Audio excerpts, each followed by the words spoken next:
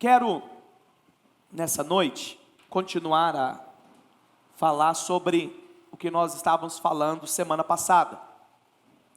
Mas antes eu queria que você fechasse seus olhos e você pudesse orar, abençoando essa palavra, que os nossos olhos sejam abertos, para que a luz de Deus seja liberada sobre nós. Pai, ó Deus, nessa noite nós clamamos ao Senhor. Deus, abra os nossos olhos. Deus, fala, ó Deus, ao nosso coração. Pai, que nós tenhamos, ó Deus, os nossos olhos espirituais abertos para enxergar, ó Deus, debaixo da Tua palavra, aquilo que o Senhor deseja falar, ó Deus, ao nosso coração. Deus, abra o nosso entendimento. Deus, para que possamos ser transformados, mudados, ó Deus, pelo Senhor. Em nome de Jesus, se você crê, diga amém. Então, semana passada nós estávamos falando sobre princípios para que nós possamos ter favor e graça multiplicada sobre a nossa vida. E nós compartilhamos e nós cremos nisso, que a vontade do Senhor é que a graça seja multiplicada a cada dia sobre nós.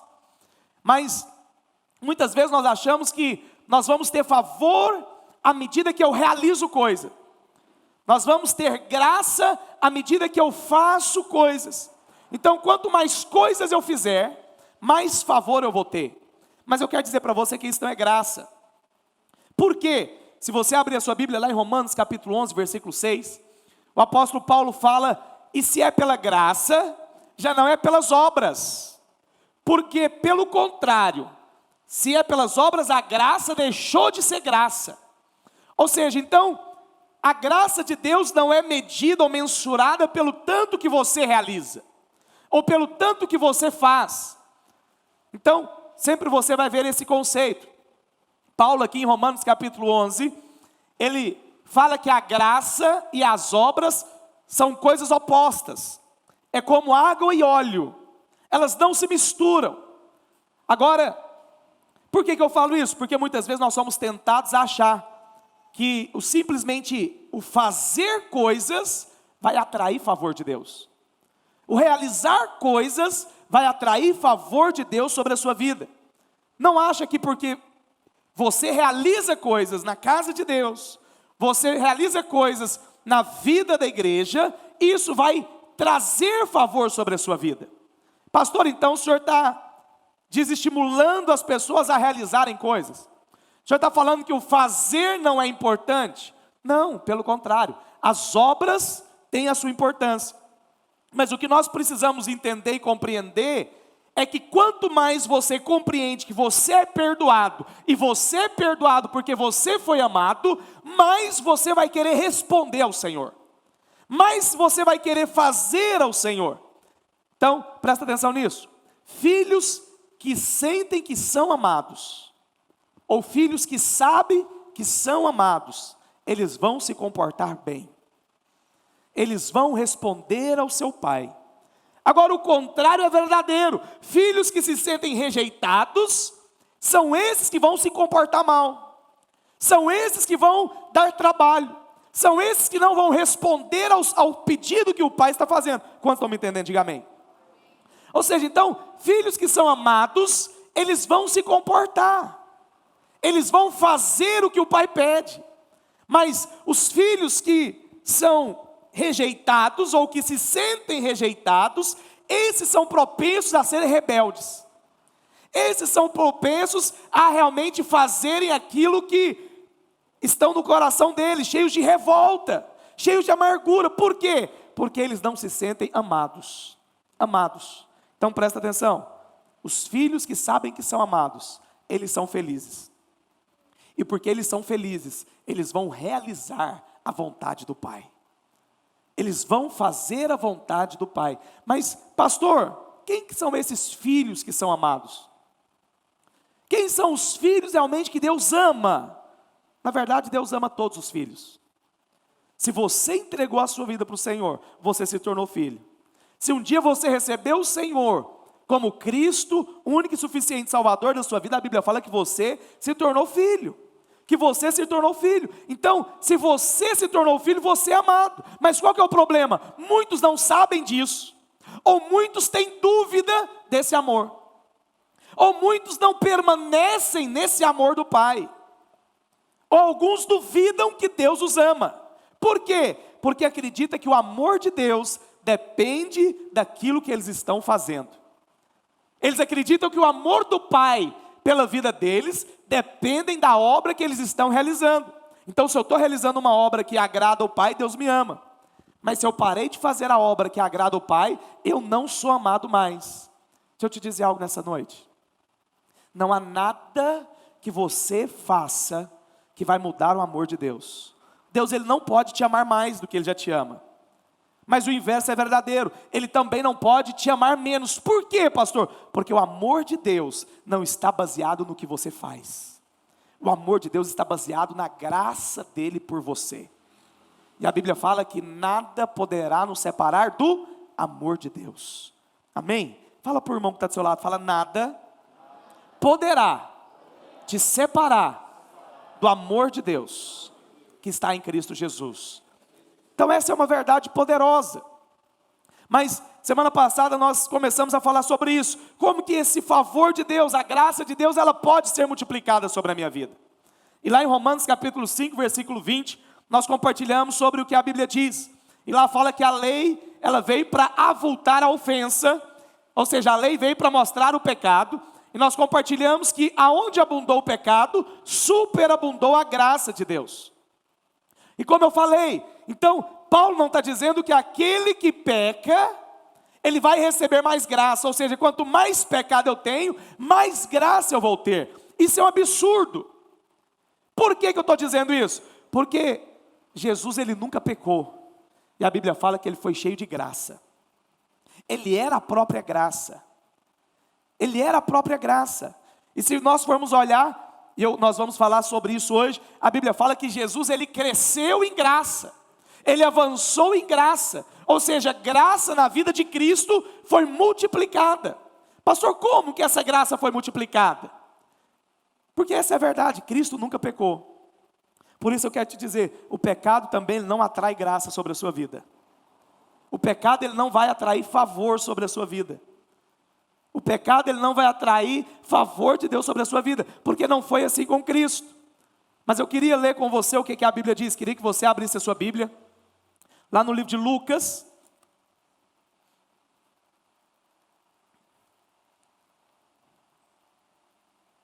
capítulo 2.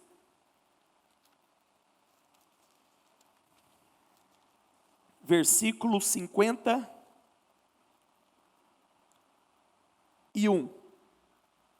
Mas antes de ler esse texto, eu queria compartilhar o contexto desse texto com você, para você entender. Então, a Bíblia fala que todos os anos, todo judeu que vivia em Israel, ele deveria ir a Jerusalém pelo menos 3 vezes por ano, por ocasião da Santa Convocação. Qual que era a Santa Convocação? Era a Páscoa, a festa do tabernáculo e o Pentecostes. Então essas 3 vezes do ano, todo judeu deveria ir, por ocasião dessas festas, a Israel. E a família de Jesus, os familiares de Jesus, os pais de Jesus também estavam nessa peregrinação a Israel. E certo momento a Bíblia fala que os pais, José e Maria, acreditavam que Jesus estava com os familiares. E na verdade esses familiares não é só pai, mãe e filho. É pai, mãe, filho, tia, avô, primo primeiro, segundo, terceiro. Na verdade é toda a família mesmo. E os pais estavam acreditando que Jesus estava no meio dos familiares. E aí então eles perceberam que Jesus não estava e começaram a procurar Jesus. E a Bíblia fala que eles voltaram para Jerusalém para encontrar Jesus. Se eu não me engano, a Bíblia fala que 3 dias depois da festa. Eu fico imaginando o susto que é você perder um filho. Eu tive esse desprazer. Eu estava num parque com os meus filhos, e o Vitor, meu do meio, ele era pequeno, acho que ele tinha uns 3 anos de idade, tinha 3 anos de idade. E nós estávamos num parque, ele estava no carrinho, e eu e a mãe dele, nós fomos para um canto, e eu achei que ele tinha ficado com a mãe achou que ele tinha ficado comigo, e ele não ficou com ninguém. Mas nós estávamos num parque mesmo, que tinha mais ou menos umas 30 mil pessoas no parque. E aí a hora que ela se deu conta, cadê o Vitor? Foram uns 5 minutos, irmãos, de profundo desespero, querendo achar o menino. até que nós achamos o menino, graças a Deus.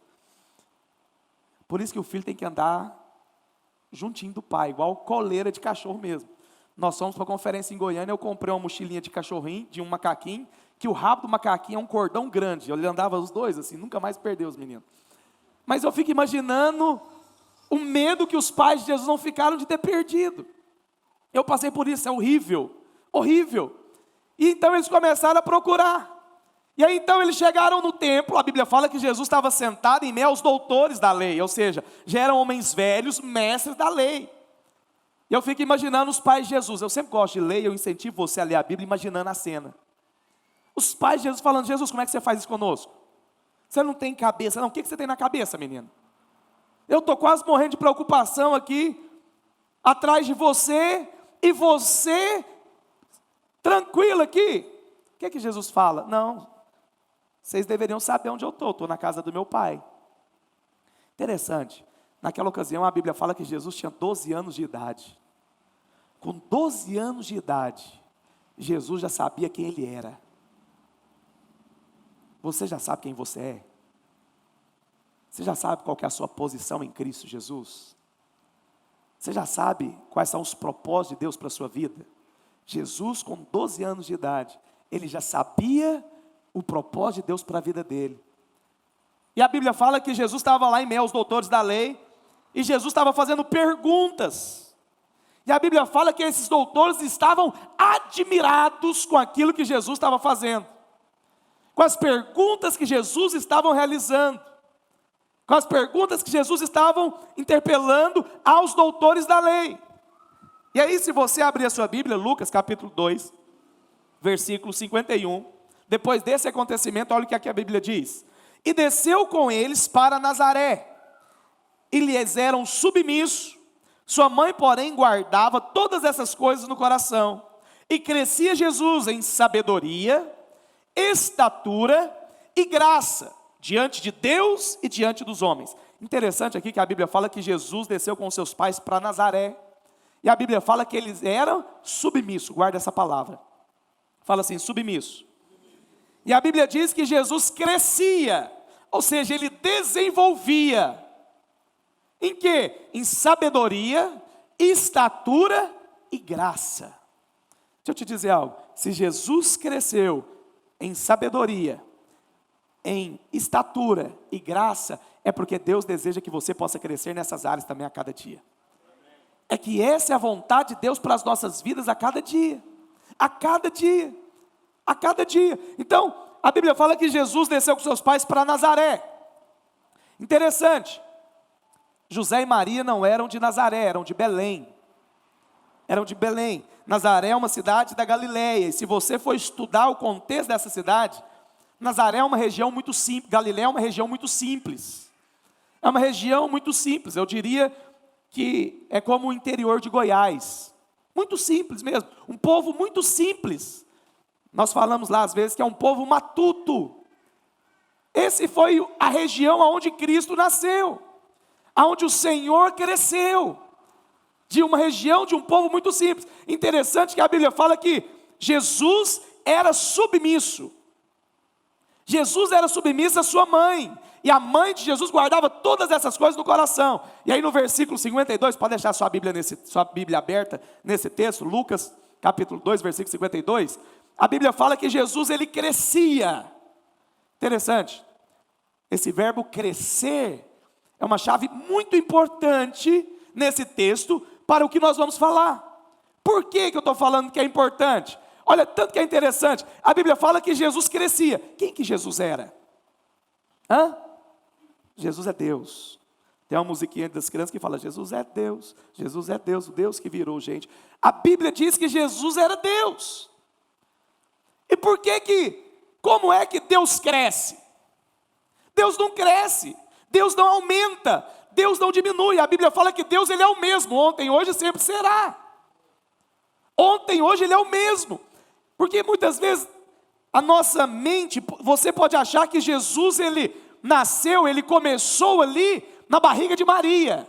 Não, Jesus ele é Deus. E quando você abre a sua Bíblia, lá no livro de Gênesis, capítulo 1, onde tudo está sendo criado, é Cristo que está criando todas as coisas. Ele criou todas as coisas, Ele é Deus. Interessante, se você pegar, Jesus não vai ter algo de infância, porque a Bíblia fala que Ele não teve começo de dias. Ele sempre existiu. Ele sempre existiu, Ele é eterno. Agora é claro que isso vai além da nossa compreensão. Agora o que eu acho interessante é que esse Deus, sendo onipotente, sendo infinito, teve um momento que Ele resolveu se encolher. E Ele resolveu se encolher mais, e se encolher mais. E Ele se transformou num óvulo, e Ele foi fecundado no útero de uma mulher chamada Maria, se transformou num embrião, e aquele menino nasceu e se tornou um bebê. E a Bíblia fala que Ele era submisso. Eu quero levar você a entender o que está acontecendo nesse texto. Ou seja, Ele se encolheu de tal maneira que Deus, Ele se tornou um bebê completamente indefeso na mão de uma mulher e de seu marido. Um bebê completamente indefeso. E indefeso na mão de um povo muito simples. De um povo que não tinha uma cultura formidável, uma inteligência fora da média. Um povo que nasceu lá no interior da Galileia. Esse era Deus. Presta atenção aqui, por que é importante você compreender esse princípio? Porque esse princípio ele vai atrair favor para a sua vida. Ele vai liberar favor para a nossa vida.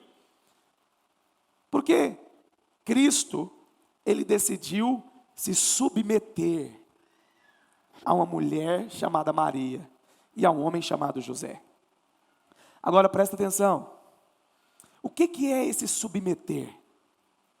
O que na verdade é esse submeter? Porque muitas vezes nós achamos que submissão é algo politicamente correto, onde você tem que se submeter ao seu professor, porque ele sabe mais do que você, ele conhece mais do que você, ele é maior do que você.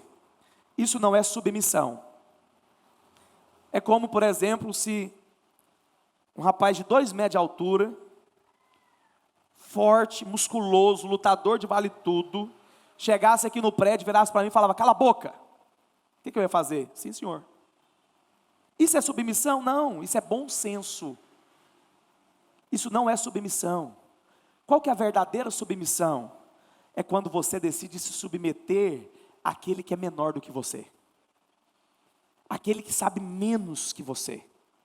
Aquele que às vezes não fala tão bonitinho como você fala. Não conhece o tanto de Bíblia que você conhece. Não tem o entendimento que você tem. Essa é a verdadeira submissão. É a submissão de Cristo, que se encolheu, se diminuiu ao ponto de se submeter a um povo que era do interior, caipira, não sabia muitas coisas, não tinha muita influência, mas foi lá que ele decidiu viver, foi lá que ele decidiu nascer. Por quê? Para mostrar algo para nós, que se você quer ter favor, você precisa aprender a se submeter naquilo que Deus te colocou. Se você quer ter céus abertos sobre a sua vida, nós precisamos nos submeter àquilo que Deus nos colocou. Aquilo que Deus nos colocou. O texto fala que ele era submisso. E aí no versículo 52, a Bíblia fala que ele crescia em sabedoria. Fala assim, crescer em sabedoria. Como assim, pastor, crescer em sabedoria? O que é sabedoria na verdade? Sabedoria é você saber algo que antes você não sabia. Você crescer em sabedoria é você crescer em conhecimento. Agora eu te pergunto, o que Deus não conhece? O que Deus não sabe? Será que tem alguma coisa que Jesus não sabia? Será que tem alguma coisa, Jesus, sendo Deus, ele não sabia que ele precisou crescer nisso? A Bíblia fala que teve.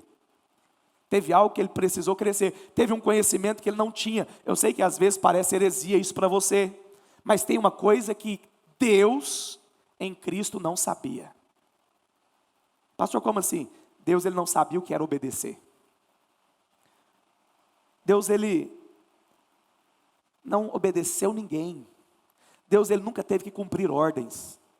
Deus ele nunca teve que pedir opinião. Ou você acha que lá no céu, quando Deus vai fazer alguma coisa, os anjos falam, não, Jesus, é negócio de o Senhor criar árvore, do conhecimento do bem e do mal, eu acho que não vai dar muito certo não, acho que o Senhor tinha que parar com isso. Os anjos não discutem as ordens de Deus. Deus ele não tem que obedecer. Deus ele não tem que obedecer. Interessante, Deus ele nunca teve que pedir desculpa, porque Deus nunca errou. Deus ele nunca teve que pedir desculpa, porque ele nunca errou. Agora presta atenção, ele nunca teve que se submeter. Por quê? Porque nunca existiu alguém maior do que ele. Mas houve um tempo que para alcançar você, ele teve que aprender aquilo que ele não sabia, que era se submeter, era se colocar debaixo da autoridade de alguém que era infinitamente menor do que ele. Menor do que ele. E por causa disso, a Bíblia fala que ele cresceu em sabedoria. Por quê? Porque ele não sabia se submeter. Ele nunca precisou se submeter. Porque ele era Deus. Porque ele era Deus. Então, muitas vezes nós não conhecemos, não sabemos o que é submissão genuína. Deixa eu te dizer algo. Sabe por que Jesus cresceu em graça? Porque ele se submeteu ao propósito de Deus para a vida dele. Vindo e ser gerado de uma mulher e viver debaixo dessa autoridade. Você quer ter favor na sua vida? Deus colocou você debaixo de uma autoridade. Às vezes é a autoridade dos seus pais. Às vezes é a autoridade da sua mãe, do seu marido, da sua mulher. Mas qual que é o problema? Por que nós não temos favor? Porque nós não nos colocamos por debaixo dessas autoridades que foram instituídas por Deus. Que foram instituídas por Deus. Você precisa compreender algo. Se você quer ter favor na sua vida, nós precisamos compreender algo. Irmãos, no universo só existe dois caminhos. Fala assim, dois caminhos. Só existe dois caminhos. Ou é o caminho de Jesus, ou é o caminho de Lúcifer. Só existem esses dois caminhos para se trilhar.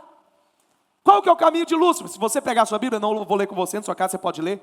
Lá em Isaías capítulo 14, a partir do versículo 13, a Bíblia fala, qual que foi o coração de Lúcifer? Eu vou subir as mais altas nuvens, e vou ser semelhante ao Altíssimo. Esse é o caminho de Lúcifer. O que Lúcifer queria? Eu quero glória, eu quero posição, eu quero ser honrado, eu quero ser reconhecido, eu quero receber um cargo de influência. Esse é o caminho de Lúcifer. É o homem que procura apenas posição, reconhecimento. É o homem que procura glória. E qual que foi o resultado de Lúcifer? A Bíblia fala que ele foi precipitado para baixo. Ele foi lançado por terra. Deixa eu te dizer algo. Toda vez que eu e você procuramos honra, o resultado vai ser queda. Toda vez que nós tomamos o caminho de Lúcifer, o resultado vai ser que nós seremos precipitados para baixo. Para baixo. Mas tem o outro caminho, que é o caminho de Cristo. E o caminho de Cristo está registrado lá em Filipenses capítulo 2, que a Bíblia fala que sendo Deus, ele não se usurpou ser igual a Deus, mas antes ele se esvaziou de si mesmo, assumindo uma forma de servo. Assumindo uma forma de servo. Mas a Bíblia fala que por causa dessa atitude, ele recebeu um nome que está acima de todo nome. Sabe quando que você vai receber favor e glória? Quando nós tivermos a postura que Cristo teve. Nós estamos aqui para servir. E Jesus mesmo falou, maior é o que? Serve.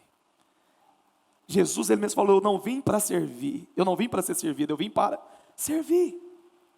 Mas quantas vezes nós procuramos ser servidos? Quantas vezes nós procuramos uma posição para sermos servidos? E você precisa compreender nessa noite, se você quer ter favor sobre a sua vida, eu não posso andar no caminho que Lúcifer trilhou, de querer uma posição de honra, de querer uma posição de glória. Isso não é o caminho de Cristo.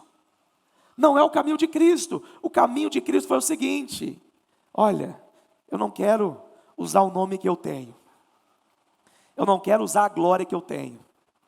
Mas eu quero chegar o mais baixo possível para servir, para cumprir o propósito do Senhor na minha vida.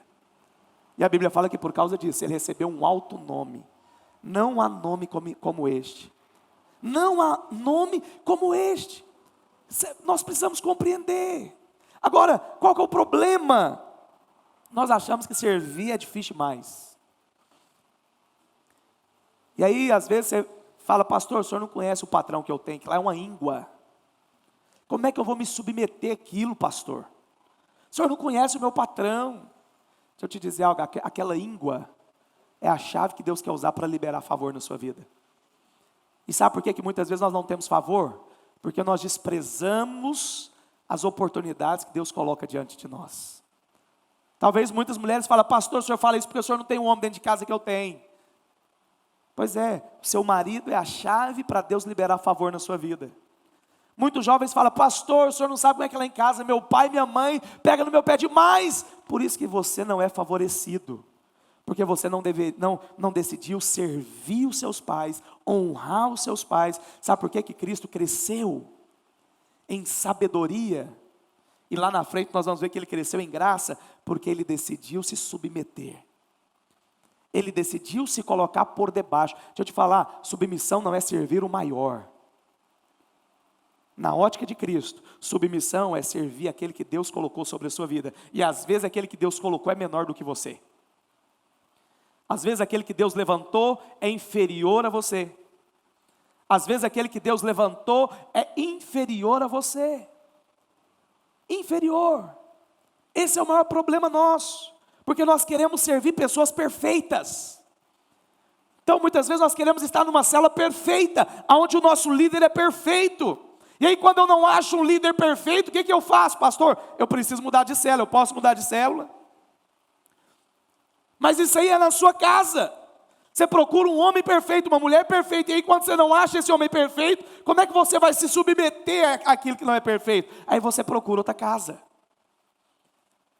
Isso acontece em todas as áreas da sua vida. É simplesmente o homem não buscando fazer aquilo que Deus projetou que ele fizesse. E por causa disso eu não cresço, eu não avanço, eu não tenho favor na minha vida. Porque eu procurei viver o caminho de Lúcifer, não de Cristo. O de Cristo é assumir forma de servo. O de Cristo é assumir forma de servo. De servo. Interessante. Se você olhar, a Bíblia continua. E crescia Jesus em sabedoria. Ele cresceu porque submeteu. Estatura. Por que estatura? Porque Jesus só tinha 12 anos de idade. Jesus, ele era um pré-adolescente. E a Bíblia fala que ele também crescia em graça. Se Jesus cresceu em graça, a vontade de Deus é que você possa crescer em graça a cada dia mais. Presta atenção. Cristo, ele cresceu em graça.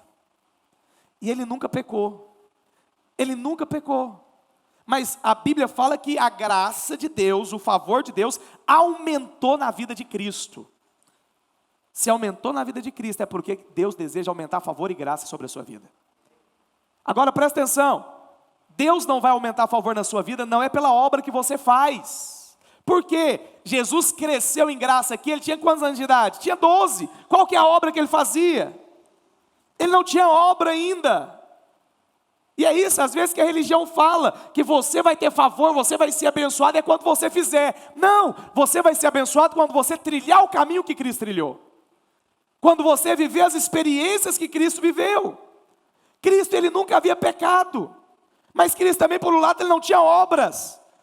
Mas ele cresceu em favor, ele cresceu em graça. O que esse texto está mostrando pelo contexto? Que a graça de Deus, o favor de Deus, não é pelo merecimento. Não é pelo merecimento. Deixa eu te dizer, o que a Bíblia está querendo dizer aqui conosco, nesses 2 versículos? Sabe quem é favorecido? Sabe quem é que tem os céus abertos sobre a sua cabeça? É aquele que escolhe não viver pelo merecimento. É aquele que escolhe não viver pelo merecimento. Esse é o problema que muitas vezes nós temos céus fechados. É porque eu quero merecer teu favor. Eu quero fazer por onde para ter o favor. Eu quero fazer por onde? Mas esse é o princípio que Jesus teve, para que graça fosse atribuída a Ele. Ele não viveu pelo merecimento, pelo contrário, Ele viveu pelo imerecimento. Ele viveu pelo imerecimento. O que é você viver pelo imerecimento? É você não agir de acordo com a sua posição. Jesus tinha uma posição, ele era Deus. Mas o que ele fez? Ele abriu mão da posição que ele tinha para se tornar comum. Sabe quando é que você vai ser abençoado? É quando eu não vivo numa posição de pastor. Eu estou um degrau acima dos irmãos. Mas é quando eu vivo como ovelha como vocês. É quando eu desço para servir vocês. É quando eu abro mão da posição simplesmente para me submeter àquilo que vocês necessitam. Isso vai ser atribuído favor na minha vida. Sabe quando é que o líder ele é abençoado, ele é favorecido? Quando ele deixa a posição de liderança e ele vai viver com os irmãos que são os liderados em comunhão para servir esses irmãos. A Bíblia fala que graça é acrescida nessas vidas, porque foi assim que aconteceu com Jesus. Foi assim que aconteceu com Jesus. Esse é o caminho do favor. Mas qual que às vezes é a postura de alguns irmãos? Eles querem ter reconhecimento. Eles querem ser. Eles querem ser. Por que muitos não se submetem a esse chefe que é uma íngua? Porque na cabeça dele o chefe não merece submissão. Por que muitas mulheres não se submetem aos maridos? Porque na cabeça dela o marido não merece submissão. O marido não merece submissão. E quando eu ajo dessa vida, eu perco o favor de Deus. Mas quando eu me submeto a quem não merece, quando eu acho que eu não mereço nada, aí sim, aí você vai ter céus abertos na sua vida. Decida hoje, chegar na sua casa e honrar os seus pais. Decida hoje, chegar amanhã no seu trabalho e honrar o seu chefe. Decida hoje, chegar na sua casa e honrar o seu esposo. Resolva isso no coração. Porque isso é chave para você ter céus abertos. E quando você tiver essa atitude, qual que vai ser o resultado? Favor vai ser multiplicado sobre a sua vida. Sabe por quê, irmãos? Favor é como água. A água ela só desce, ela não sobe. Você só vai receber favor quando você se colocar por debaixo. Você só vai receber favor quando você decidir ser o último. Você só vai receber favor quando você decidir não ter mais razão. Quando você não decidir ter mais razão. Eu não sei quanto a você, eu quero viver uma vida do favor de Deus. Quantos querem? Diga amém. Nós precisamos compreender isso. Queria que você abrisse a sua Bíblia, lá no livro de 1 Pedro, capítulo 5, versículo 5.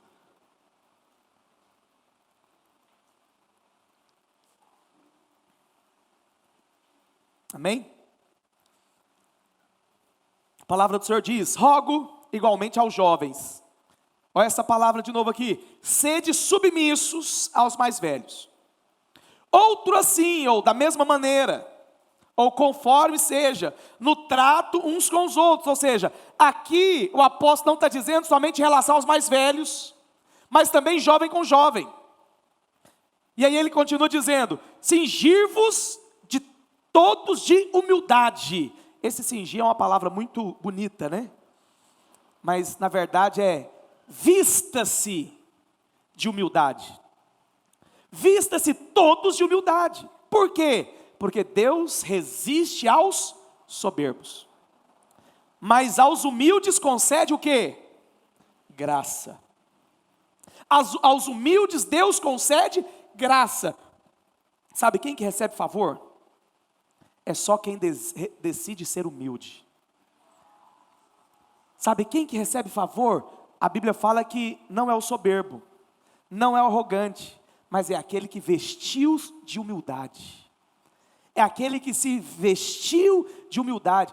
Sabe, irmãos, eu creio nisso plenamente. Não há graça para o arrogante. Não há graça para o soberbo. Por quê? Porque o soberbo acha que merece. O soberbo ele é cheio de justiça própria. Ele acha que merece o melhor, porque ele é muito bom. Ele acha que tudo para ele tem que ser o melhor. Quanto mais arrogante, menos favor nós temos na vida. Quanto mais soberbo eu sou, menos favor eu vou ter na vida. Mas o inverso é verdadeiro. Quanto mais humilde, mais favor, mais céus abertos. Mais céus abertos. Agora presta atenção. Humildade é você se esquecer de você. Humildade é você decidir não ser. Foi o que Cristo fez. Cristo decidiu não ser. Por isso que ele cresceu em graça.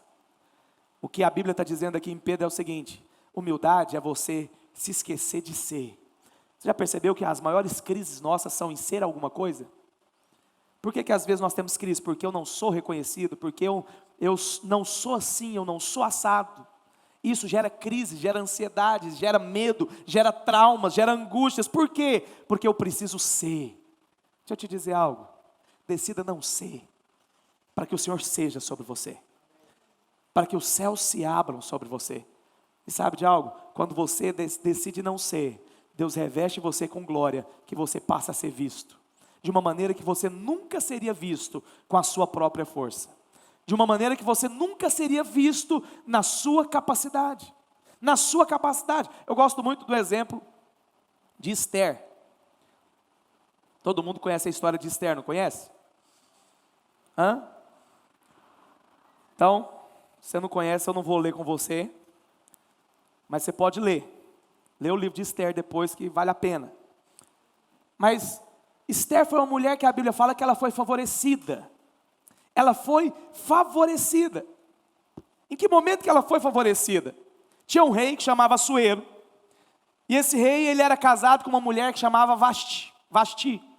E um dia esse rei, ele deu uma grande festa para mostrar a sua glória, para mostrar a sua esposa. E num determinado momento da festa, o rei manda chamar a rainha. E aí esse rei manda chamar a rainha. E a rainha então decide não se apresentar, não comparecer na presença do rei. E aquele rei estava com todos os seus ministros. Todo o país estava ali naquele momento, todas as autoridades. E foi uma vergonha muito grande. Então os conselheiros daquele rei viraram para o rei Assuero e falaram: e agora? O senhor vai gerar problema lá em casa agora, porque a minha mulher vai querer fazer como a mulher do senhor fez. O que Vasti fez, na verdade? Ela mostrou para o país inteiro quem que mandava na casa.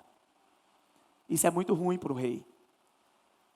E aí os conselheiros falaram: o senhor precisa fazer alguma coisa, senão vai ter problema. E eu fico imaginando, então o rei falou: não, vamos matar essa mulher. Não, matar não pode. Então alguém teve uma ideia, falou: vamos fazer o seguinte, faça uma proclamação, que a rainha nunca mais entre na presença do rei. E o rei concordou, o decreto foi proclamado, aquela rainha ficou reclusa e nunca mais esteve na presença do rei. Isso tem um princípio também muito importante, não tem a ver com a palavra, mas eu quero falar com você. Quando você desonra algo, você perde a presença. Com certeza, esse é um exemplo muito simples. Quando alguém está falando mal de você, que você chega perto dessa pessoa, você já percebeu que a presença fica complicada? Parece que tem algo diferente. É por quê? É porque a desonra impede a comunicação, impede a presença. Quando você desonra algo, você nunca vai receber aquilo. Então, às vezes, nós temos muitas pessoas que falam mal de prosperidade. Quando você desonra a prosperidade, você nunca vai ter prosperidade. Quando você desonra a sua liderança, você nunca vai receber ou ter acesso àquela liderança. Nós precisamos nos guardar a isso. Mas não é sobre isso que eu quero falar não, volta aqui. Então aquele rei então, teve um problema, perdeu a rainha. E aí ele precisava resolver essa situação. O que ele faz? Ele então faz o primeiro concurso de Miss do mundo que teve. O primeiro concurso de Miss foi nessa época aqui. Que ele mandou reunir todas as mulheres e fazer um concurso da mulher mais linda que ia ter como rainha. E aí Esther entra na jogada. E aí eu queria ler um texto com você. Abra sua Bíblia lá no livro de Esther. Sabe onde fica Esther, irmãos? Antes de Jó. Esther capítulo 2.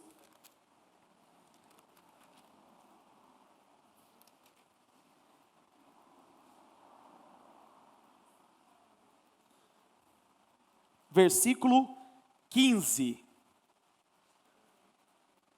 Amém?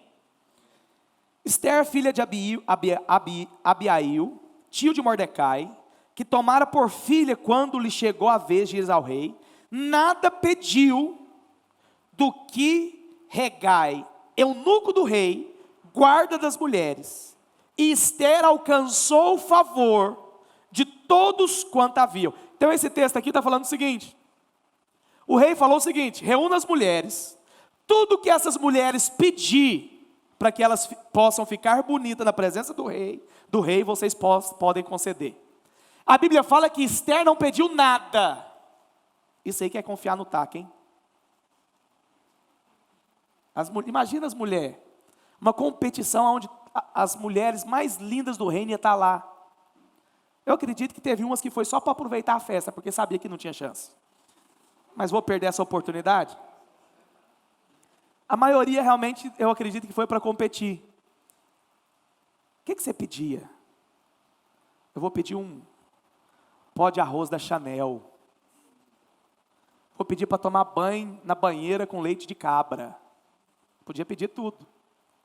Mas a Bíblia fala que Esther não pediu nada, a não ser ouvir aquilo que o eunuco que guardava o harém do rei tinha para dizer para ela.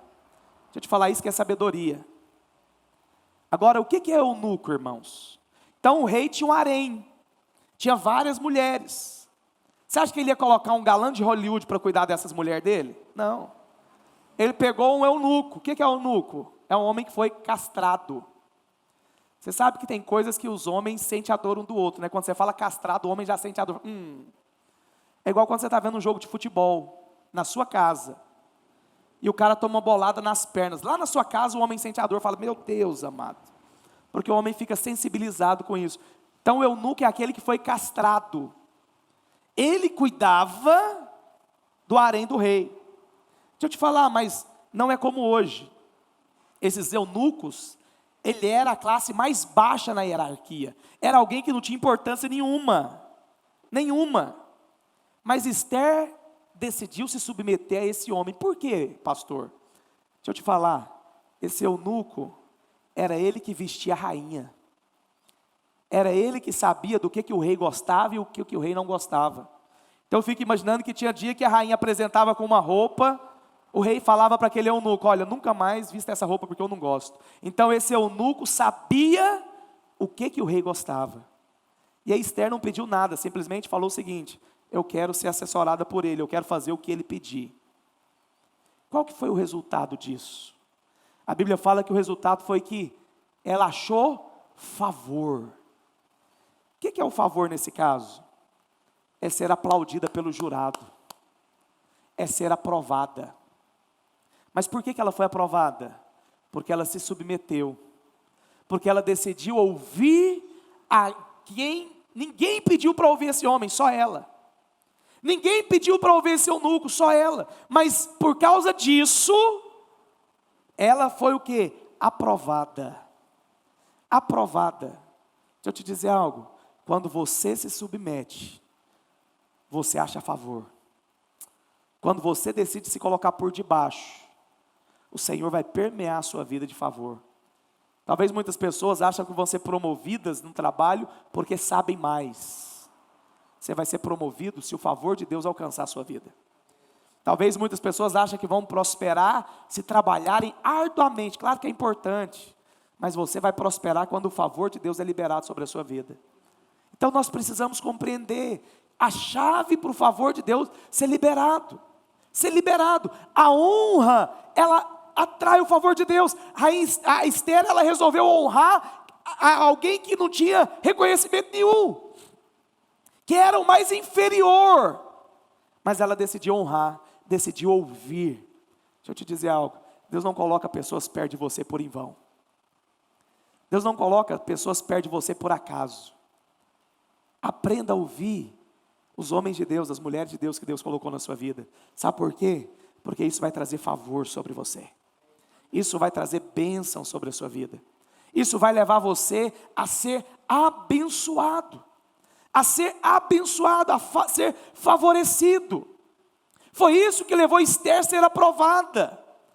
Foi isso que levou Esther a ser aplaudida. Então, tenha consciência disso. Que Jesus se submeteu. E porque ele se submeteu, ele foi abençoado. Mas Jesus se submeteu por quê? Porque ele não se julgou ser melhor.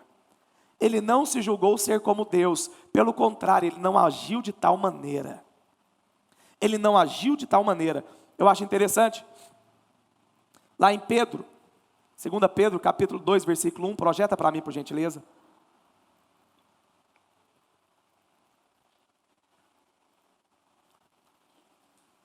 A Bíblia diz o seguinte: graça e paz vos sejam o quê? Multiplicadas no pleno conhecimento de Deus e de Jesus nosso Senhor.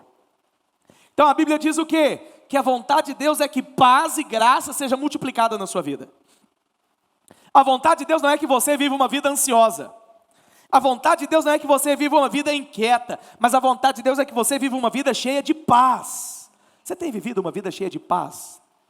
Quando você deita, você descansa. Quando você acorda, você sabe que tem um Deus que está cuidando de você e que nada foge do controle das suas mãos. A vontade do Senhor é que essa paz seja multiplicada. Mas a Bíblia fala que a vontade de Deus também é que essa graça seja multiplicada sobre nós. Pastor, mas como que essa graça é multiplicada? Ela é multiplicada quando você tem conhecimento de Deus e de Jesus. Agora eu quero te perguntar, qual que é a maneira que você conhece Deus?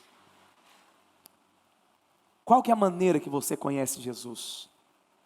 Porque a religião muitas vezes nos ensina de uma maneira errada. Então, para muitos Deus é mau. Para muitos Deus é um Deus que pune. Para muitos é um Deus que vai pesar a mão. Esse é um conhecimento. Mas esse conhecimento não vai atrair favor sobre a sua vida. Qual que é o conhecimento de Deus que você tem que ter? É que Deus te amou de tal maneira, que deu tudo que Ele tinha, que era Cristo Jesus, para que você se tornasse filho dEle. E Ele vai fazer de tudo para abençoar a sua vida. Esse é o verdadeiro arrependimento que eu acredito. É quando alguém chega no prédio da igreja e tem uma ideia transformada a respeito de Deus. Por que muitas pessoas estão lá de fora e não estão dentro da igreja? Porque na cabeça dela Deus é mau. Porque na cabeça dela Deus é mau. Deus tirou o pai, Deus tirou a mãe, Deus tirou o emprego, Deus colocou doença. É isso que eles pensam. E eu vou te dizer, muitos pregam isso. Que Deus vai pesar a mão com doença. Que Deus vai pesar a mão matando. Que Deus vai pesar a mão trazendo câncer. Deixa eu te dizer algo, esse não é o Deus que eu sirvo e nem o Deus que eu conheço. O Deus que eu conheço é o Deus que deu tudo para ter você como filho. E você é filho amado dEle. E Ele vai te favorecer e te abençoar. Pastor, o que isso vai resultar na minha vida? Isso vai trazer favor sobre você. Isso vai trazer favor sobre a sua vida. E você conhecer Jesus. Pastor, como assim conhecer Jesus? Quando conhecer Jesus é conhecer a obra que Ele realizou na terra. E a obra que Ele realizou na terra resume no Calvário. Por que muitos crentes vivem uma vida de derrota? Por que muitos crentes não experimentam do melhor de Deus? Porque não conhecem a obra de Cristo.